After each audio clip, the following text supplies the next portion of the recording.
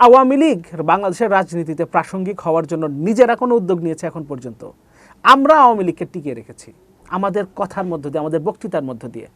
আমরা যে ন্যারেটিভগুলো তৈরি করছি, এই ন্যারেটিভগুলোর মধ্য দিয়ে আমরা আওয়ামী লীগকে টিকিয়ে রেখেছি। আওয়ামী লীগ ফেরার কোনো উদ্যোগ নিয়েছে? আওয়ামী লীগকে আপনি যদি এখন বলেন যে শেখ হাসিনা দেশে ফিরে আসুক, সে কি দেশে ফিরবে? ওবায়দুল কাদের দেশে ফিরবে? কেউই দেশে ফিরবে না।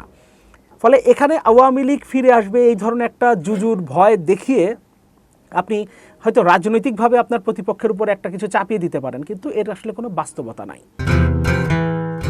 এনসিপির নেতা নাসির উদ্দিন বলেছেন, ডিসেম্বরের মধ্যে যারা নির্বাচন চাচ্ছে তারা রাষ্ট্রকে অস্থিতিশীল করছেন।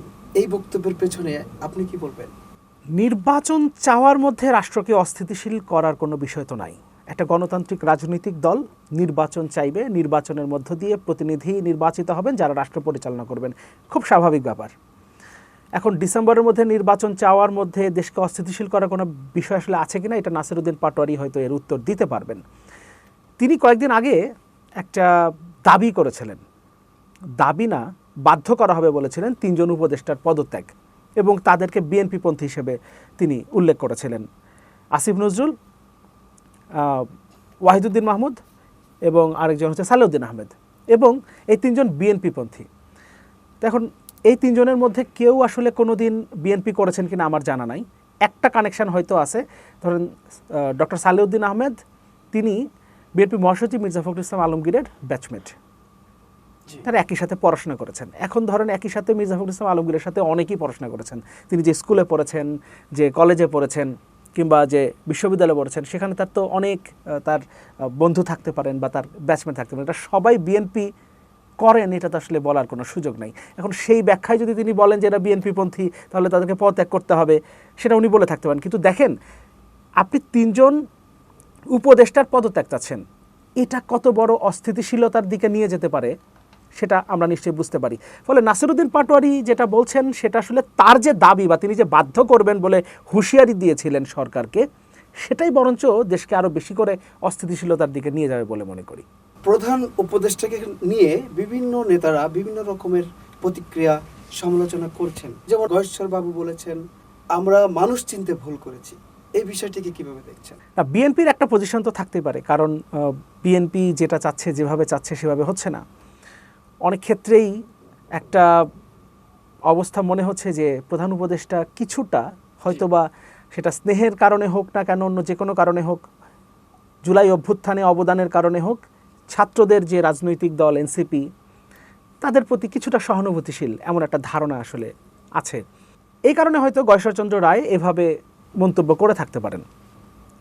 তবে একটা বিষয় তো ঠিক, দেখেন, যখন সবচেয়ে বড় ক্রাইসিসটা তৈরি হলো, এই 9 মাসের মধ্যে সবচেয়ে বড় ক্রাইসিস সরকারের সাথে রাজনৈতিক দলের যে তৈরি হয়েছিল, সেটা হলো প্রধান উপদেষ্টা পদত্যাগ করতে পারেন, এ ধরনের একটা ধারণা আমাদের সামনে আসলো। এবং এই তথ্যটা আমরা পেলাম কার কাছ থেকে? এই তথ্যটা পেলাম আমরা এনসিপির আহ্বায়ক নাহিদ ইসলামের কাছ থেকে। প্রধান উপদেষ্টা ডক্টর ইউনূস কি কাউকে বলেছিলেন? প্রেসকে ডেকে উনি কিছু বলেছিলেন? বলেন নাই। কিংবা ওনার উপদেষ্টারা কি এটা নিয়ে কোনো কিছু বলেছিলেন প্রেসকে?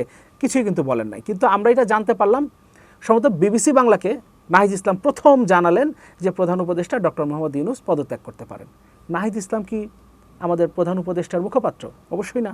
তিনি সরকারে ছিলেন, সরকারে থাকা অবস্থায় তিনি এনসিপির আহ্বায়কের দায়িত্ব পেয়েছিলেন, এটা আমরা বলতে পারি। কারণ তার নামটা যখন এসছে তারও আরও প্রায় 1 মাস পর তিনি পদত্যাগ করেছেন সরকার থেকে, এবং তারপর গিয়েই তিনি সেই নতুন রাজনৈতিক দলের আহ্বায়ক হিসেবে তিনি দায়িত্ব পেলেন।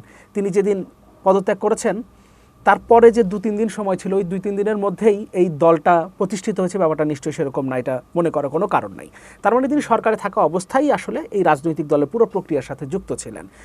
ফলে সেই জায়গা থেকে যদি সেই অভ্যাসের কারণে তিনি যদি এখনও মনে করে থাকেন যে তিনি এখনও সরকারে আছেন, সরকার প্রধান উপদেষ্টার কোনো একটা বক্তব্য তিনি বলতে পারেন, সেই জায়গা থেকে হয়তো তিনি বলেছেন। কিন্তু বিষয়টাকে তো রাজনৈতিক দলগুলো ভালোভাবে নিবে না। মনেই হচ্ছে যে এই ধরনের এত বড় একটা ক্রাইসিস যেদিন তৈরি হলো, সেদিন অন্য কোনো রাজনৈতিক দল না, এনসিপির আহ্বায়ক প্রধান উপদেষ্টার সাথে সাক্ষাৎ করতে পারলেন, এবং তিনি বের হয়ে এসে প্রধান উপদেষ্টার মুখপাত্রের মতো করে তিনি বললেন যে প্রধান উপদেষ্টা পদত্যাগ করতে পারেন। আমি কয়েকদিন আগে একটা টিভি টক শোতে বলছিলাম, চিফ অ্যাডভাইজারের একটা অফিসিয়াল ফেসবুক পেজ আছে। ইনফ্যাক্ট গণমাধ্যম সেখানে যে বিজ্ঞপ্তিগুলো দেওয়া হয়, প্রেস বিজ্ঞপ্তি, সেখান থেকে রিপোর্ট করে। সেটার যদি আপনি কাভার ফটো দেখেন তাহলে সেই কাভার ফটোতে দেখবেন একটা রাজনৈতিক দলের, এনসিপির আহ্বায়ক নাহিদ ইসলাম, উত্তরাঞ্চল দক্ষিণাঞ্চলের মুখ্য সংগঠক এবং আরও বেশ কয়েকজন, আমরা সুপার 10 বলে যাদেরকে জানি, তাদের দলের বিভিন্ন নেতাই বিভিন্ন সময় বলেছে, যেমন আব্দুল হান্নান মাসুদ, তিনি সুপার 10-এর সদস্য, এরকম কথা আমরা তাদের কাছ থেকে শুনেছি। গর্ব করে বলেছেন যে সুপার 10 একজন সদস্য হওয়ার পরে তার বিরুদ্ধে ব্যবস্থা নেওয়া হয়েছে। তো তাদের ছবি প্রধান উপদেষ্টার, মানে গভর্নমেন্ট, ওটা chief adviser GOB, government of Bangladesh official যে ফেসবুক পেজ, যেটাকে আমরা তাদের একটা মুখপাত্রের মতো করে জানি, যেখানে কোনো একটা প্রেস বিজ্ঞপ্তি দেওয়া হলে সেটার উপরে বেজ করে রিপোর্ট আসে, জনগণ সেই কথাগুলো জানতে পারে, সেই ফেসবুক পেজের কাভার ফটোতে একটা রাজনৈতিক দলের সদস্যদের ছবি। ফলে এটা নিশ্চয়ই কোনো রাজনৈতিক সরকার নয়। শেখ হাসিনার শাসন আমলে যদি এরকম প্রাইম মিনিস্টার অফিসের কোনো একটা ফেসবুক পেজ থাকতো, সেখানে যদি ওবায়দুল কাদের সহ অন্যান্য নেতাদের যদি ছবি দেওয়া থাকতো, আমরা এটা মেনে নিতাম, এটা রাজনৈতিক সরকার, সেটা মেনে নেওয়া যেত। সামনে দিয়ে বিএনপি সরকারে আসে, কিংবা যদি সামনে এনসিপিও সরকার গঠন করে, সেক্ষেত্রে যদি প্রোফাইল পিকচারে নাহিদ ইসলামের ছবি এবং কাভার ফটোতে যদি এই ছবিটাও থাকে, তাও আমরা মেনে নিতে পারবো। কিন্তু এই অবস্থা, এখন যে সরকারটা আছে, এটা তো মেনে নেওয়া যায় না। ফলে এই জায়গাগুলোতে কিছুটা পক্ষপাতিত্বর ব্যাপার তো আসলে, মানে আমাদের সামনে বিভিন্ন সময় রাজনৈতিক দলগুলোর মনে হয়েছে, সেই জায়গা থেকে হয়তো বাবু গয়েশ্বরচন্দ্র রায় এই মন্তব্য করেছেন। গণ অভ্যুত্থানের পর থেকেই ছাত্রদের সঙ্গে বিএনপির একটা দূরত্ব চলছে, এটাকে কিভাবে দেখছেন? শুরুতেই বলছিলাম, পুরোপুরিভাবে অপ্রত্যাশিত একটা বিষয়। কারণ এই অভ্যুত্থান, ছাত্র জনতার অভ্যুত্থান যেটা বলা হয়, এখানে রাজনৈতিক দলগুলোর সম্পৃক্ততা শতভাগ ছিল। আমি নিজে একজন রাজনৈতিক কর্মী, আমরা এই অভ্যুত্থানের প্রত্যেকটা স্টেপে আমরা আসলে সাথে ছিলাম। আপনি 15ই জুলাই থেকে বিশেষ করে যদি শুরু করেন, তার আগেও আমরা ছিলাম, এবং আলোচনার মাধ্যমেই কিন্তু তখন যারা নেতৃত্বে ছিলেন, যারা সামনে ছিলেন, যারা কর্মসূচিগুলো ঘোষণা করতেন, তাদের সাথে আলোচনার ভিত্তিতেই কিন্তু আমরা নিজেদের দলীয় কোনো ব্যানার ব্যবহার না করে আমরা আমাদের নেতাকর্মীদের নিয়ে এই অভ্যুত্থানে কিন্তু আমরা ছিলাম। শুধুমাত্র ঢাকায় না, আমরা ঢাকার বাইরে, আপনি যে ঢাকার বাইরে চিন্তা করেন, ঢাকার বাইরে যে লড়াইগুলো হয়েছে, মানুষ যে জীবন দিয়েছে, আপনি তালিকা দেখলে বুঝতে পারবেন ঢাকার বাইরে ম্যাক্সিমাম কিন্তু রাজনৈতিক দলের কর্মী, কোনো না কোনো রাজনৈতিক দলের সাথে, এবং বিশেষ করে যেহেতু বিএনপি বড় দল, তাদের কর্মী সংখ্যা বেশি, ফলে তাদের যারা নিহত হয়েছেন বা শহীদ হয়েছেন, সেই সংখ্যাটা, তালিকাটাও তাদেরটা লম্বা। ফলে রাজনৈতিক সম্পৃক্ততা তো এখানে ছিল। কিন্তু অভ্যুত্থানের পরবর্তী সময়ে, সরকার গঠনের পর থেকে আমরা যেটা দেখেছি, সেটা হলো এই অভ্যুত্থানকে কোনো একটা অংশের অভ্যুত্থান, যেখানে রাজনৈতিক দলের আসলে কোনো অবদান ছিল না, এইভাবে প্রেজেন্ট করার একটা চেষ্টা করা হয়েছে। কোনো নেতার মুখ থেকে আমরা শুনেছি, এবং ইন্টারেস্টিং ব্যাপার হচ্ছে, এনসিপির এই নেতা 5 আগস্ট না, জাতীয় নাগরিক কমিটি গঠনের আগ পর্যন্ত একটা রাজনৈতিক দলের নেতা ছিলেন, একটা রাজনৈতিক দলের সাথে সম্পৃক্ত ছিলেন। তিনি বক্তৃতা করছেন, 36 বছরে আপনারা পারেন না, এই কারণে আমরা 36 দিনে বাংলাদেশকে স্বৈরাচার মুক্ত করেছি। এবং উনি বলছেন, আপনারা রাজনীতিবিদরা পারেন নাই, এই কারণে আমরা করেছি। অথচ ইম্পর্টেন্ট ব্যাপার হচ্ছে, বা ইন্টারেস্টিং ব্যাপার হচ্ছে, ওই ভদ্রলোক নিজেই একটা রাজনৈতিক দলের সাথে সম্পৃক্ত ছিলেন। পরে উনি আবার জাতীয় নাগরিক কমিটি গঠন করার পরে ওখানে গেছেন, এরপর ওখান থেকে নাগরিক কমিটি থেকে নাগরিক পার্টিতে গেছেন।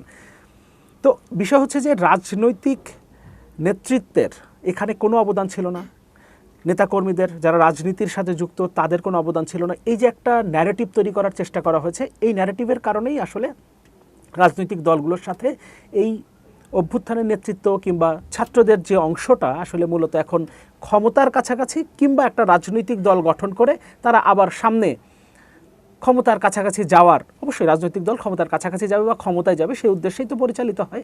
এখন যারা এই জায়গাগুলোতে সম্পৃক্ত আছেন, তাদের সাথে রাজনৈতিক দলের একটা দূরত্ব তৈরি হয়েছে, কিন্তু এটা সম্পূর্ণরূপে অপ্রত্যাশিত। আমাদের মধ্যে যে সময় সবচেয়ে বড় ঐক্যের দরকার ছিল, সেই সময় আসলে আমরা আমাদের ঐক্যটা টিকিয়ে রাখতে পারলাম না। অনেকে বলেন যে বিএনপি ক্ষমতায় আসলে ভবিষ্যতে আওয়ামী লীগ সহজেই রাজনীতিতে ফিরবে। এটা আসলে একটা বয়ান, ন্যারেটিভ, মানে এটা আসলে তৈরি করতে হয় রাজনীতিতে, ন্যারেটিভ তৈরি করতে হয় প্রতিপক্ষকে ঘায়েল করবার জন্য। তো এই ধরনের নানান ন্যারেটিভ আসলে সামনে আসে, অমুক দল ক্ষমতায় আসলে আওয়ামী লীগ ফিরবে, তমুক দল ক্ষমতায় আসলে আওয়ামী লীগ ফিরবে। ভাই, আওয়ামী লীগ বাংলাদেশের রাজনীতিতে প্রাসঙ্গিক হওয়ার জন্য নিজেরা কোনো উদ্যোগ নিয়েছে এখন পর্যন্ত? আমরা আওয়ামী লীগকে টিকিয়ে রেখেছি আমাদের কথার মধ্য দিয়ে, আমাদের বক্তৃতার মধ্য দিয়ে। আমরা যে ন্যারেটিভগুলো তৈরি করছি, এই ন্যারেটিভগুলোর মধ্য দিয়ে আমরা আওয়ামী লীগকে টিকে রেখেছি। আওয়ামী লীগ ফেরার কোনো উদ্যোগ নিয়েছে? আওয়ামী লীগকে আপনি যদি এখন বলেন যে শেখ হাসিনা দেশে ফিরে আসুক, সে কি দেশে ফিরবে? ওবায়দুল কাদের দেশে ফিরবে? কেউই দেশে ফিরবে না। ফলে এখানে আওয়ামী লীগ ফিরে আসবে এই ধরনের একটা জুজুর ভয় দেখিয়ে আপনি হয়তো রাজনৈতিকভাবে আপনার প্রতিপক্ষের উপর একটা কিছু চাপিয়ে দিতে পারেন, কিন্তু এর আসলে কোনো বাস্তবতা নাই। এটা ঠিক যে আওয়ামী লীগের নেতাকর্মীরা যারা এখনও দেশে আছেন তারা এখন সাইনবোর্ড উল্টিয়ে নতুন নতুন রাজনৈতিক দলে যোগদান করছেন। সেটা যেমন বিএনপিতেও যোগদান করছেন, সেরকম আমরা দেখেছি এনসিপিতেও যোগদান করছেন, এমনকি কোথাও কোথাও তো আমরা জামাত ইসলামেও জয়েন করতে দেখেছি।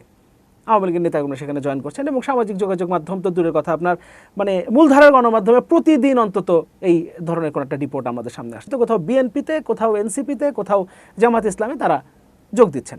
এখন এটা তো কোনো একটা রাজনৈতিক দলের উপরে আসলে আপনি চাপিয়ে দিতে পারেন না যে তারা যদি আসে ক্ষমতায় তাহলে আওয়ামী লীগ ফিরবে।